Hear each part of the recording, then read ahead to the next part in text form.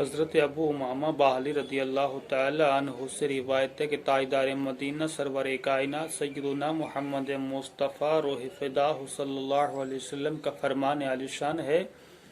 کہ قیامت کے میدان میں عالم اور عابد لائے جائیں گے۔ اللہ تعالی عابد کو حکم دے گا کہ تم جنت میں داخل ہو جاؤ، اور عالم سے کہا جائے گا کہ تم ابھی ٹھہرو اور گنہگاروں کی شفاعت فرماؤ۔ اللہ تعالیٰ کے پیارے حبیب صلی اللہ علیہ وسلم کے اس فرمان عالی شان سے یہ بات واضح ہو جاتی ہے کہ علماء کرام کا بڑا مقام،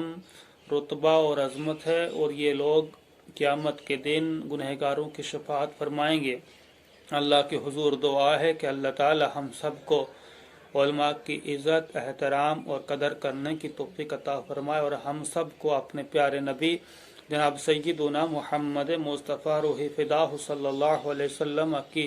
شفاعت عظمی نصیب فرمائے۔